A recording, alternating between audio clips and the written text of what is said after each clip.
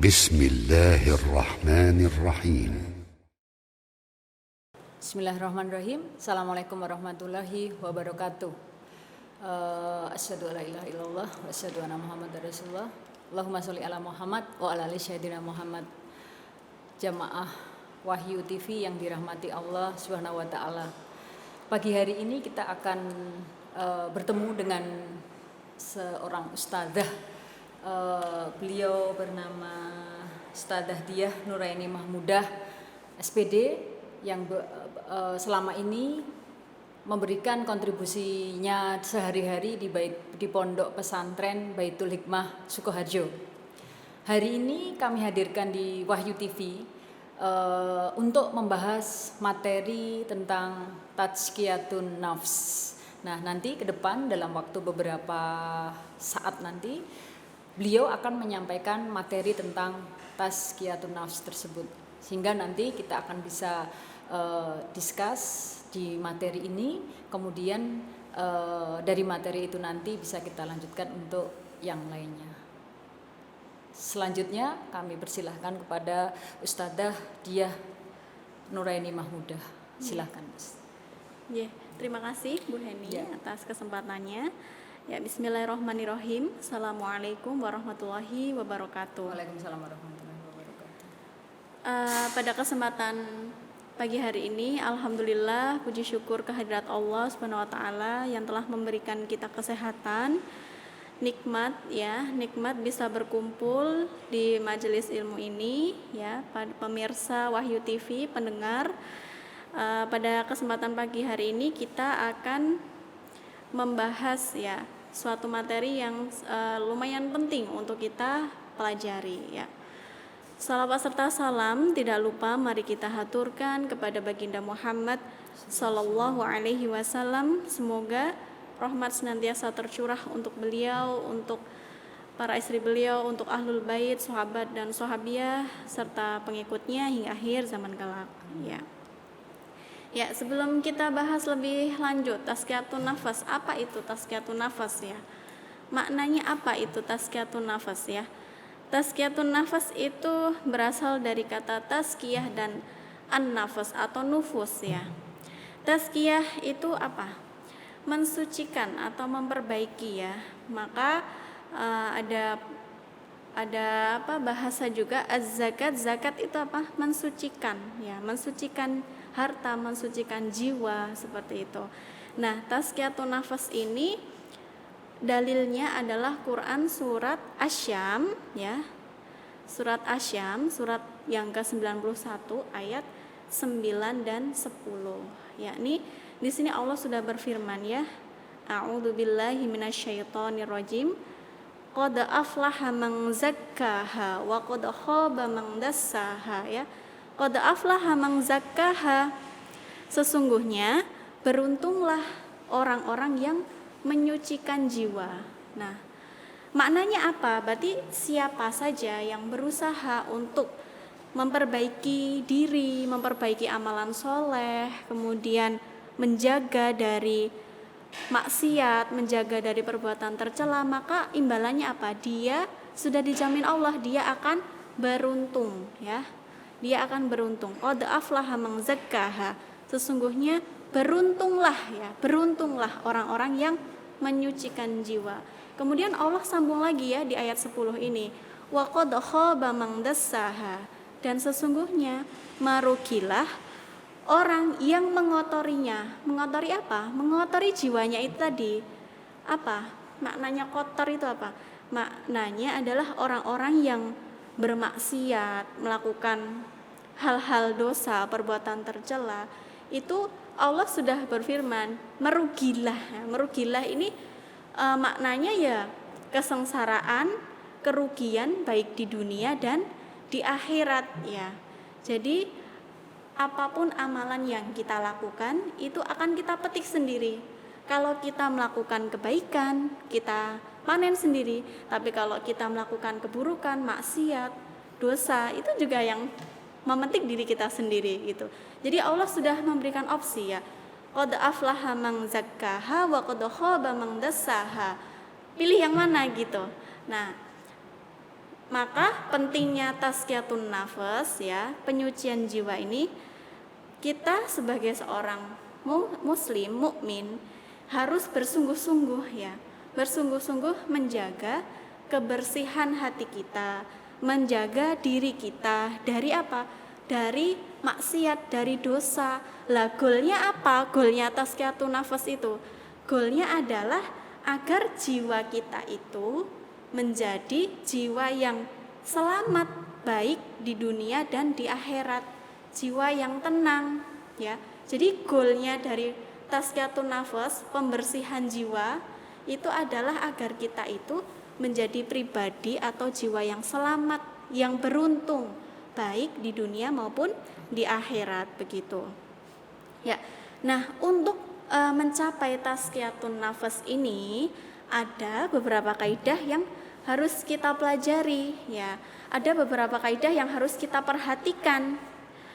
Ya, pertama, kaidah yang paling urgent yang menjadi pondasi itu adalah tauhid ya. Tauhid ini adalah kunci pokok. Kunci pokok untuk melakukan tazkiyatun nafas atau penyucian jiwa. Tauhid itu apa?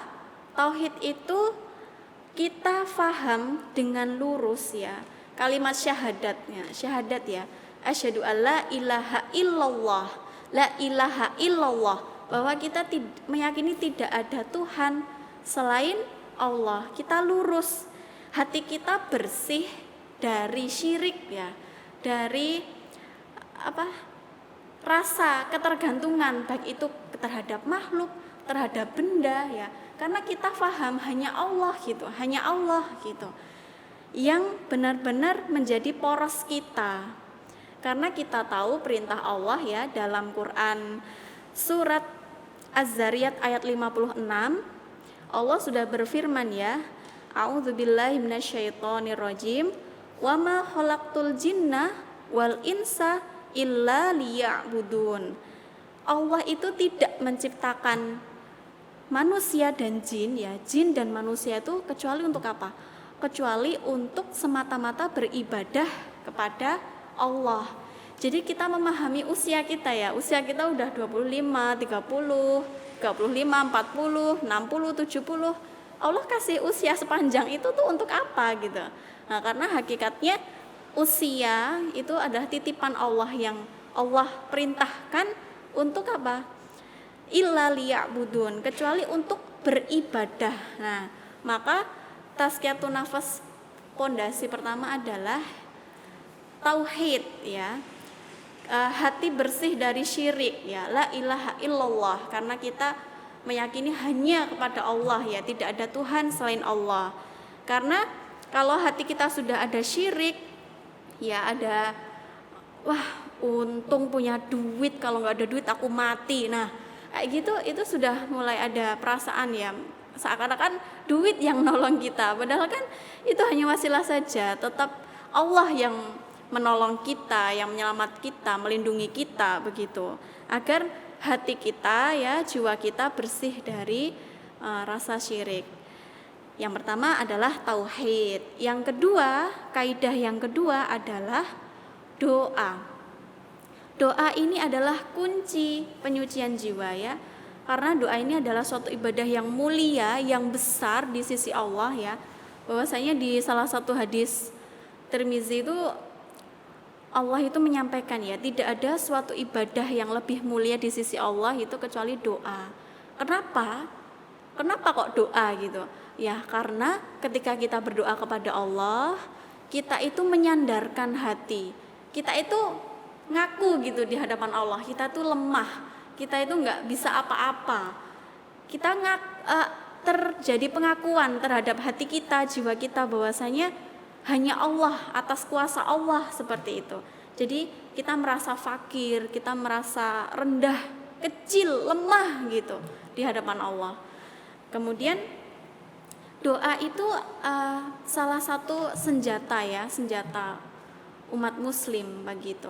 Kemudian doa itu membuka pintu-pintu kebaikan.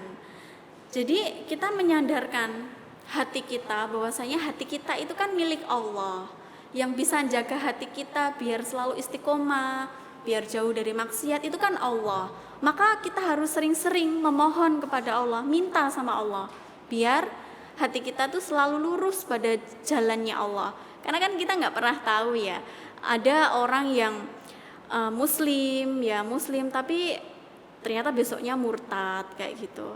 Ada yang misalnya non muslim tapi keesokan harinya Allah kasih hidayah. Nah itu kan yang membolak-balikkan hati itu Allah. Maka kita minta kepada Allah agar hati kita itu selalu dalam genggaman Allah, dalam keistiqomahan di jalan Allah begitu. Maka banyak-banyak berdoa ya. Di surat Ghafir itu ya, ayat 60 itu Allah juga berfirman, ud'uni astajib lakum, berdoalah kepadaku maka akan aku kabulkan. Jadi kalau kita itu punya hajat, kita punya keinginan, kita pengen istiqomah, ya Allah bantu aku istiqomah, banyak-banyak berdoa. Karena ketika kita meminta, memohon kepada Allah, ketika itu baik, insya Allah Allah akan kabulkan, Allah akan kasih jalan, Allah kasih kemudahan begitu ya. Kemudian pertama tadi tauhid, kedua adalah doa, yang ketiga adalah Al-Quran. Nah, Al-Quran ini ya, Al-Quran itu sumber mata air penyucian jiwa. Karena apa? Allah itu sudah menjamin orang yang hidupnya mengikuti Al-Quran, maka dia tidak akan tersesat di dunia dan dia tidak akan celaka di akhirat. Nah, itu udah jaminan Allah gitu. Jadi ketika kita menghadapi problem-problem kehidupan itu, kita kembalikan ke dalam Al-Quran, karena Al-Quran itu kan solusi final ya. Sudah tetap, nggak akan ada lagi kitab setelah Al-Quran, sebagaimana tidak ada lagi nabi setelah Nabi Muhammad gitu. Jadi sudah sempurna begitu solusi-solusinya. Karena apa? Salah satu kita mendekat kepada Allah itu juga salah satu cara Allah memuliakan seorang hamba. Jadi kalau Allah mau memuliakan seorang hamba itu akan didekatkan dengan Allah, didekatkan dengan Al-Quran, didekatkan dengan kebaikan-kebaikan, didekatkan dengan amal soleh begitu. Jadi ya tambahan tadi ya, jangan lupa banyak-banyak berdoa, memohon ketetapan hati. Doanya gimana? Doanya adalah ya muqallibal qulub sabbit qalbi ala dinik. Ya ini pemirsa Wahyu TV paling sudah hafal ya. Ya muqallibal qulub, ya wahai zat yang membolak-balikkan hati, ya sabbit qalbi ala dinik, tetapkanlah hatiku ya di dalam jalan agamamu ini.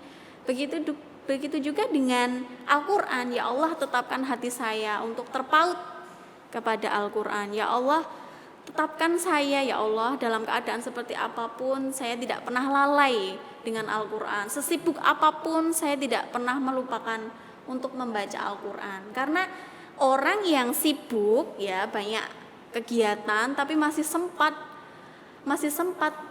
dengan Al-Quran, interaksinya bagus, itu sebuah nikmat ya, sebuah taufik dari Allah, dan itu nggak semua orang dikasih gitu. Jadi kita banyak meminta untuk agar kita itu didekatkan hatinya dengan Al-Quran. Karena orang yang dekat dengan Al-Quran dengan orang yang tidak pernah berinteraksi dengan Al-Quran itu pasti beda ya, menanggapi masalah hidup, kemudian melewati cobaan-cobaan, problem-problem itu antara orang yang dekat dengan Al-Quran dengan orang yang tidak pernah berinteraksi dengan Al-Quran itu pasti beda gitu ya.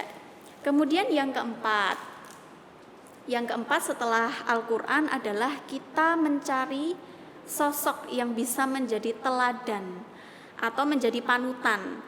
Nah, kalau kita ya pemirsa Warga TV pasti sudah sangat paham siapa sih yang harus kita idolakan dalam hidup ini, siapa sih yang patut menjadi contoh teladan.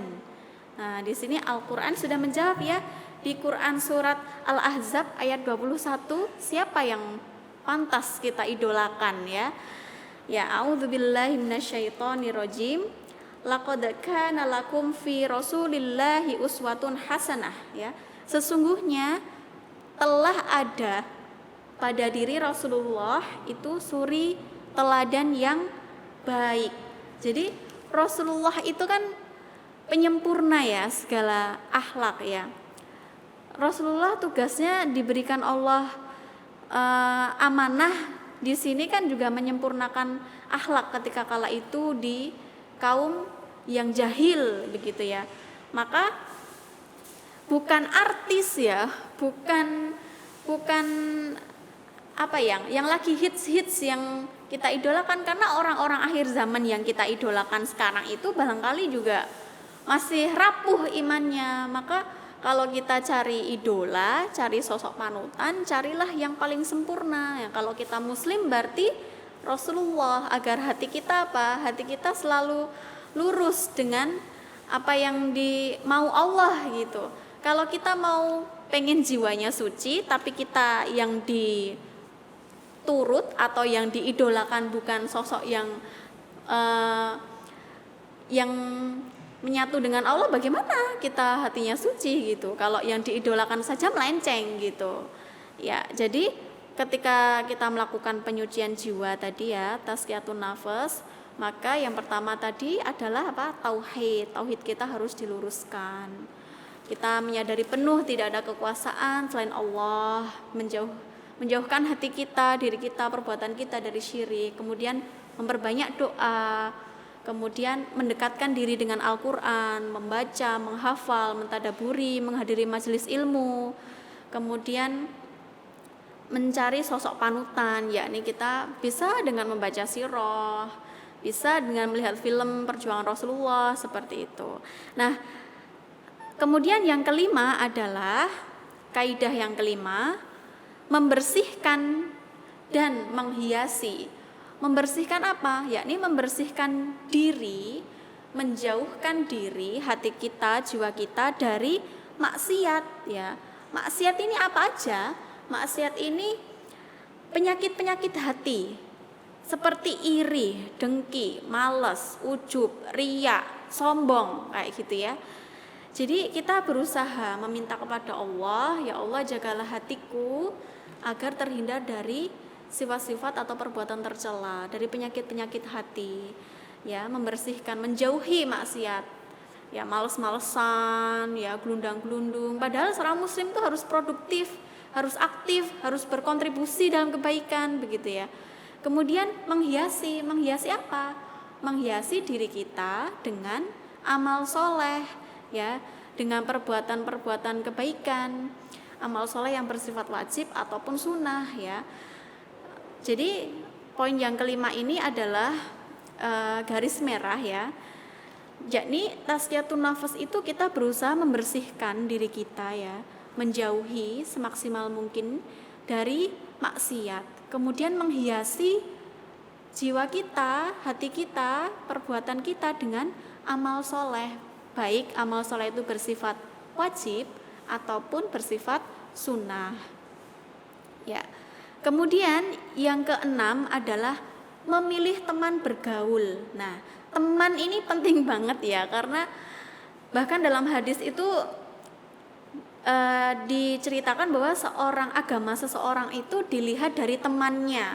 Jadi kalau kita mau melihat kualitas orang tuh nggak usah tanya orangnya, tapi cukup kita lihat di manakah komunitas dia, dengan siapakah dia sering bergabung, sibuknya apa dengan komunitas itu. Dari situ nanti sudah terlihat. Nah, terus gimana dong? Berarti kita nggak boleh temenan sama orang-orang banyak gitu ya.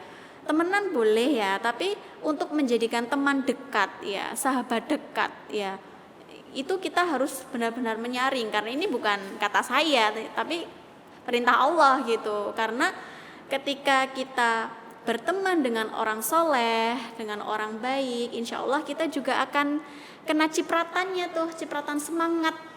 Kalau kita dekat dengan ahlul Quran, kita akan semangat. Wah, Mbak Fulanah itu baca Qurannya keren banget, belas sibuk, sehari bisa 1 juz, masa aku nggak bisa.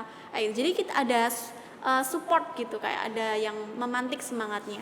Begitu juga dengan kalau kita bergaul dengan orang yang bermaksiat, ya awalnya sih kita duduk aja, nggak niat ikut maksiat. Tapi kalau kita gabung terus, nanti lama-lama juga akan terseret gitu, karena kita di situ posisinya lebih lemah gitu. Jadi kita lebih pandai-pandai menjaga diri, menjaga hati kita dengan memilih teman dekat ya.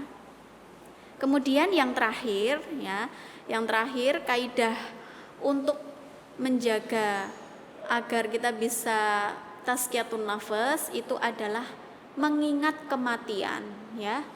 Bahwasanya Allah itu sudah sering memerintahkan kita ya, perbanyaklah mengingat pemutus kenikmatan ya. Pemutus kenikmatan di dunia itu apa? Yakni kematian. Kalau kita kan sadar ya, kita mau meninggal gitu kan sadar kita nggak bakal hidup terus, nggak akan muda terus, nggak akan bisa aktif terus. Nah kita juga sebenarnya kan kita tahu ya, kita itu mau meninggal, kita tuh mau mati suatu saat nanti. Kalau kita saat ini dengar orang yang diumumkan di masjid ya, innalillahi wa inna ilaihi rojiun, ibu siapa meninggal usia segini. Nah suatu saat itu yang akan dipanggil nama kita gitu. Nah perintah Allah itu apa? Dalam Quran surat Al-Hasyr ayat 18 ya, a'udzu billahi minasyaitonir rajim. Ya ayyuhalladzina amanu taqullah wal tangdur nafsum ma qaddamat lighad. Ya, hai orang-orang yang beriman. Nah, kita kan dipanggil tuh sama Allah ya. Hai orang-orang yang beriman, bertakwalah kepada Allah dan hendaklah setiap diri kita memperhatikan apa yang telah kita perbuat untuk hari esok. Nah, jadi kalau kita itu jadi pribadi, anggaplah di dunia itu sebagai musafir, orang yang sedang melakukan perjalanan. Kalau seorang musafir itu kan tahu ya, dia dalam perjalanan. Kalau orang dalam perjalanan pasti dia satu akan hati-hati. Kemudian yang kedua, dia akan membawa perbekalan secukupnya gitu. Kan nggak mungkin kalau kita lagi pergi misalnya ya, kita lagi musafir di suatu kota 3 hari, kita kan nggak mungkin bawa baju selemari, nggak mungkin. Kita cukup bawa perbekalan secukupnya aja, baju perlengkapan sekoper gitu kan cukup ya, nggak mungkin serumah-rumahnya dibawa. Nah begitu juga kita ini musafir, orang yang dalam perjalanan yang suatu saat tahu akan meninggalkan, nggak selamanya kita itu di sini. Nah maka kita harus menyiapkan perbekalan apa yang sudah kita bawa untuk hari besok, sudah cukup belum? Padahal Allah itu merahasiakan kapan kita pulang, itu kan rahasia. Nah hikmahnya apa rahasia ya? Biar kita tuh semangat, biar kita itu mempersiapkan dengan sungguh-sungguh ya. Kalau kita tahu pesawat kita berangkat jam 10 ya, tahu ya pasti kan cepet-cepet, wah udah setengah 10 nih, cepet-cepet. Nah padahal kita nggak tahu nih kita expirednya usia berapa nih, kita dicabut Allah tanggal berapa, jam berapa kan kita nggak tahu.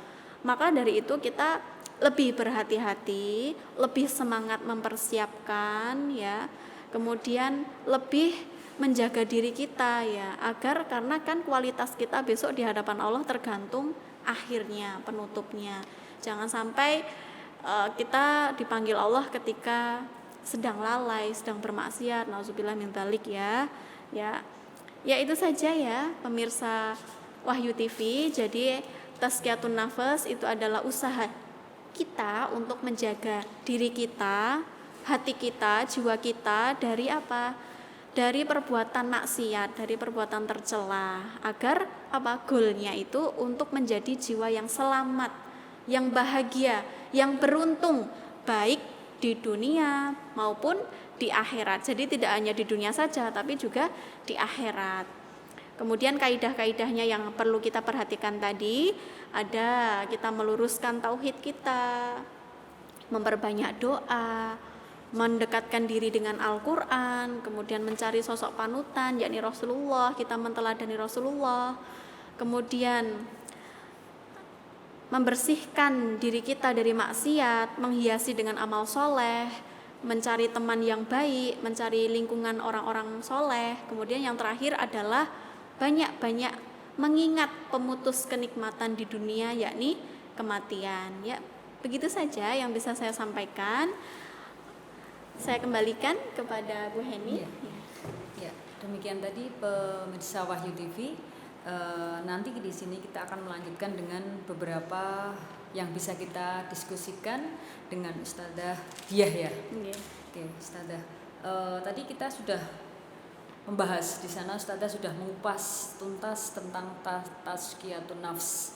Nah, tadi di sana disebutkan bahwa ketika kita berusaha membersihkan jiwa, itu ibaratnya kita nanti akan memanen apa yang kita tanam. Nah, ketika kita tanam di sana itu kan ada misalnya padi nih Ustadzah. Menanam padi itu kadang nggak sengaja ada rumputnya. Sama juga dengan perjalanan hidup kita. Kita sudah berusaha berhati-hati sekali, tapi ternyata di sana ada belokan yang tidak sengaja kita lalui. Nah, untuk menghindari itu gimana Ustadzah? Iya. Ya. Baik, terima kasih Bu Heni. Ya. Ketika kita melakukan amalan itu perintahnya Allah itu adalah lakukan semaksimal kamu bisa, kayak gitu ya.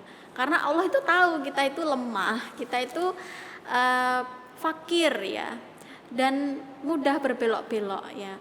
Maka ketika kita melakukan amalan ya, ada suatu itu ya, saya pernah baca bahwasanya ketika kamu itu sedang semangat ya, kan kita imannya naik turun tuh. Ketika kita imannya naik, maka kencengin doanya, kencengin amalannya ya, agar apa, ketika kita futur kita bisa teringat kembali, masa dulu saya bisa begitu, saya nggak bisa sekarang. Nah, maka lebih digiatkan banyak berdoanya. Adapun nanti kalau ada kerikil-kerikil ya, karena kita kan hidup tidak pernah luput dari ujian. Begitu juga menjaga iman kita, pasti ada ujiannya, ada aja cobaannya. Nah, maka kita mengembalikan diri kepada Allah itu tadi. Ya, senjatanya doa. Ya Allah, jikalau saya mulai berbelok arah, maka tuntunlah saya. Jikalau saya mulai salah, luruskanlah kembali saya. Jadi tidak putus-putus minta sama Allah ya, tidak bosan-bosan memohon kepada Allah agar kita itu jangan ditinggalkan Allah walaupun sekedip mata. Nah, kayak gitu ya. Jadi agar sebenarnya Allah itu kan sudah memberi kita naluri ya. Naluri itu tidak akan bohong, karena itu tuh cahaya dari Allah. Kalau kita melakukan perbuatan, sebenarnya kita tuh tanya, ini benar apa enggak ya? Gitu, naluri kita ya pasti akan menjawab, ya sebenarnya salah. Nah, sebenarnya salah itu kan yang ngelawan tuh apa? Hawa nafsu. Nah, hawa nafsu. Ya sebenarnya salah sih, kayak gitu. Sebenarnya tahu kalau salah, tapi ditabrak aja gitu. Nah, yang nabrak itu siapa? Yang nabrak itu hawa nafsu gitu. Nah, maka penting kita untuk mengendalikan hawa nafsu kita, mengendalikan diri kita, mengendalikan kemauan kita ya. Untuk apa? Untuk itu tadi goalnya. Mau selamat enggak? Mau beruntung enggak? Ya, mau orang yang sukses dunia akhirat enggak? Ya gitu. Karena orang yang sukses, orang yang beruntung, orang yang selamat itu tidak akan bisa dicapai dengan yang jalan lurus-lurus saja gitu. Pasti ada kerikil-kerikilnya, cobaan-cobaannya begitu. Ya, gitu ya, Ustadzah. Sehingga kita di sini kunci utama biar kita itu selalu lurus adalah doa.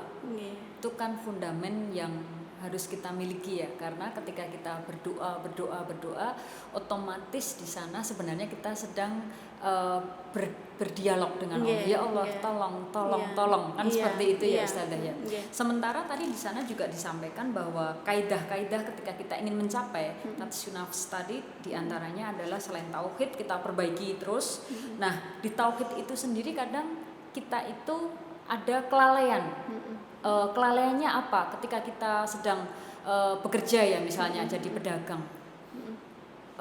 Namanya pedagang kan kadang pasang surut. Nah, ketika pasang sih nggak masalah, iya kan? Tapi ketika surut disitulah kadang hati kita. Ini kan kaitannya dengan tadi pembersihannya, pembersihan hati dari hal-hal yang maksiat. Di antaranya adalah kok itu teman saya kok bisa ya, ada apa ya? Akhirnya kan kita ada rasa kadang berpikir suudon, berprasangka buruk. Nah, itu gimana Ustazah? Biar lagi-lagi kan di sana kita harus mengantisipasi itu. Iya kan? Namanya manusia kadang tadi ada kelalaian di sana. Betul. Itu gimana Ustazah? Nah, Saya tuh pernah membaca artikel, Ya. artikel itu judulnya pedagang yang bertauhid Ya. begitu. Nah, pedagang yang bertauhid itu bagaimana ya? Pedagang yang bertauhid itu adalah dia yakin bahwasanya apapun yang terjadi dengan kondisi dagangannya, baik ramai, sepi, lancar, seret kayak gitu, itu hanya Allah yang mampu menggerakkan. Dia promosi, dia ngiklan, dia relasi, punya relasi, dia menurunkan harga, ngasih diskon, itu hanya wasilah. Ikhtiar ya? Iya, hanya wasilah. Nah, di pedagang bertauhid itu menjelaskan bahwasanya yaitu lagi-lagi kita itu berserah diri, pasrah ya. Allah sebagaimana pasrahnya burung. Ya, burung itu kan nggak tahu ya mau makan di mana, dapat rezeki dari Pagi mana. berangkat. Iya, pagi berangkat. Mau kemana saya ya? Ya dia asal terbang aja, dia bertawakal ilallah, tawakal sama Allah. Akhirnya ya kenyang aja tuh gitu. Jadi anak-anaknya tercukupi. iya, anaknya tercukupi, nggak ada yang Kelaparan. iya kelaparan begitu. Nah, begitu juga itu tadi ya di artikel pedagang yang bertauhid itu tadi, bahwasanya dia menyandarkan kalau sepi, kalau rame, seret, mudah, lancar itu totalitas Allah yang berkuasa begitu. Nah, adapun yang ikhtiar-ikhtiar kita lakukan itu wasilah begitu. Nah, agar biar makjelek kok Ya. itu laris ya, Ya. Nah, enggak ya Allah. Namanya hati manusia iya, kan, sadar gitu ya, ya. iya betul. Nah, itu kembali lagi kalau orang pondasinya sudah kuat, maka insya Allah dia akan sadar, oh ya ini semuanya sih kuasanya Allah. Kayak kita lihat di pasar aja ya, orang jualan sayur itu dari ujung barat, ujung timur sayur semua. Iya. Tapi kok ya laku gitu ya. Kok ibu ini, ibu itu ya laris aja. Nah, itu bukti kuasanya Allah. Allah yang mendatangkan. Rezeki itu yang mendatangkan Allah. Kemudahan itu yang mendatangkan Allah. Lancar itu yang ngasih Allah begitu. Jadi kuatkan lagi. Hadiri majelis ilmu. Kalau kita futur biar ada yang ngingetin. Cari teman soleh. Biar ada yang kalau kita mulai belok dilurusin lagi. Jadi memang wajar ya manusiawi karena kita itu juga punya rasa sedih, kecewa, punya rasa kok dia bisa saya kok enggak kayak gitu. Nah, itu ketika kita sedang turun maka ya pertama adalah banyak-banyak mengingat Allah, istighfar, zikir. Ya barangkali memang ya Allah astagfirullah tadi saya salah ya Allah. Seakan-akan menggantungkan rezeki itu dari pembeli, padahal kan rezeki datangnya hanya darimu ya Allah.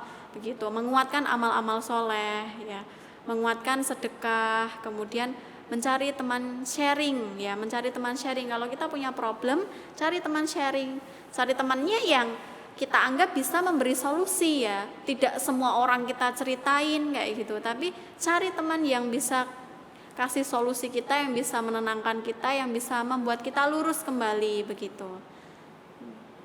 Artinya berarti di sana sandaran hidup kita seutuhnya itu sebenarnya hanya kepada Allah. Iya, betul. Nah, kadang manusia ya tadi dibelokkan. Kadang ada teman yang datang, ini loh ada batu ini nanti kalau kamu pasang di depan mejamu kerja, ya kan kadang gitu. Atau ada hal yang di sana itu sebenarnya secara logika saja tidak nalar, tapi karena tadi ada ujian ya, Ustazah, dagangan kita sedang turun tadi, akhirnya lama-lama kita terpengaruh juga, kan gitu. Belum lagi kalau nanti kita melihat adanya para pedagang sampai ke dukun dan seterusnya, itu kan banyak sekali di masyarakat masih seperti itu. Lah, artinya apa? Memang tazkiyatun nafs itu memang benar-benar harus itu menurut saya aja Ustazah ya tersosialisasikan. Nah, gimana Ustazah biar masyarakat itu teredukasi dengan baik dari sisi penyucian jiwanya. Caranya gimana Ustazah? Ya. Terutama di lingkungan kita dulu kan kayak betul. gitu. Iya, Gimana betul. Ustazah? Nah, ini bagaimana cara kita untuk selain kita mengajak juga. Nah, kita bisa dimulai dari halaqah keluarga kita ya, perkumpulan keluarga kita. Misal ada anak kita yang nggak enak banget, temanku itu nyontek nilainya 100, aku yang udah belajar benar-benar malah di bawah dia, terus dia kayak ngeremehin aku gitu gitu. Nah ketika dia anak pada di gelombang itu ya, dia kan merasa gelek gitu ya. Nah kita sebagai ibu, kita memberikan pelurusan, Dek, bahwasanya Allah itu tidak melihat hasil ya.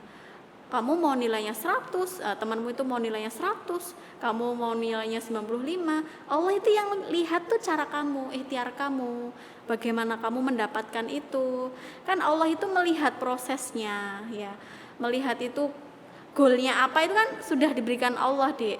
Jadi lakukan, asal kamu jujur, kamu berakhlak baik, itu jauh lebih penting buat ibu misalnya begitu. Nah, misal lagi ada ibu kita yang sudah sepuh gitu ya, itu bu itu tuh makannya sembarangan kok, yo sehat-sehat wae ya gitu.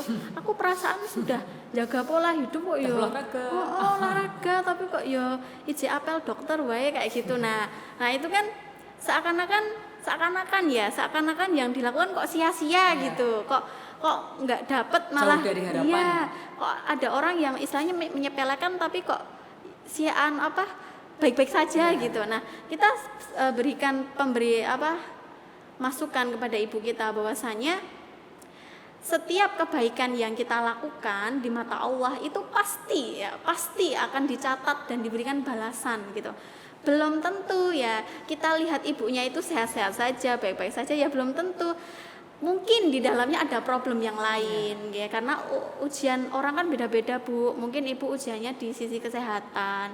Ya mungkin ibunya itu sehat, tapi di sisi yang lain kan iya kita nggak tahu, Bu, gitu kan. Kita melihatnya cuman secara mata saja, tapi kan di dalamnya kita nggak tahu, Bu.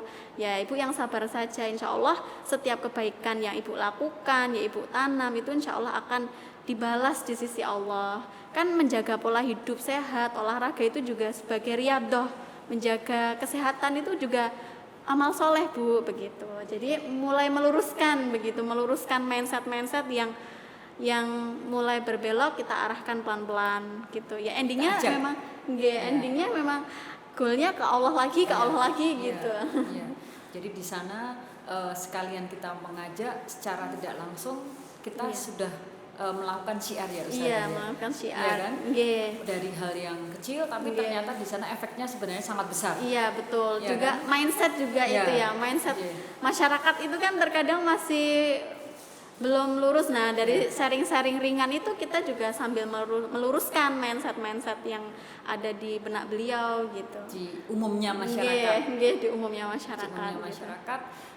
Tadi mungkin melihatnya adalah adanya teori Wang Sinawang. Iya, betul. Kan? Jadi kelihatannya gitu ya. Tapi kita sebenarnya tidak tahu antara satu dengan yang lainnya di sana. Mungkin Allah memberikan ujian yang berbeda. Iya, betul. Gitu ya Ustazah. Betul. Jadi artinya bahwa tazkiyatun nafs ini memang harus kita lakukan. Bukan datang dengan tiba-tiba ya Ustazah ya. Betul, harus diupayakan, harus bersungguh-sungguh. Nah, ada kuncinya 3. Tazkiyatun nafs pertama adalah riyadhah, berlatih. Berlatihnya itu apa ya? Menjaga zikir, menjaga interaksi kita dengan Al-Quran. Jangan sampai kita sehari tanpa Al-Quran. Lah nek sibuk banget nggak bisa baca piye, dengerin murotal, dengerin kajian, kan HP kita canggih ya. Sosial media banyak. Kemudian yang kunci kedua adalah mujahadah. Mujahadah itu apa? Mujahadah itu adalah bersungguh-sungguh. Karena yaitu tadi jiwa yang selamat, jiwa yang tenang, jiwa yang beruntung itu nggak didapat cuma-cuma gitu, tapi harus bersungguh-sungguh untuk mendapatkannya. Kemudian yang ketiga adalah kholwah, ya, menyendiri ya.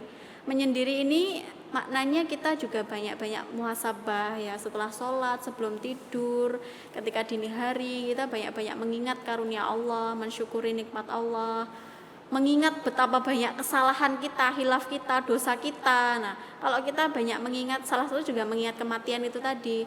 Ketika kita punya me time yang tujuannya kepada Allah ya, me time yang kita tujukan kepada Allah itu tadi juga merupakan salah satu kunci juga tazkiyatun nafas, agar kita itu jiwanya tidak ibarat hewan itu terkendali, tidak bedal gitu. Nah, karena bisa mengendalikan ya, kalau kita bisa mengendalikan hawa nafsu itu biar tidak liar tapi bisa terkontrol kayak gitu. Iya, Ustazah.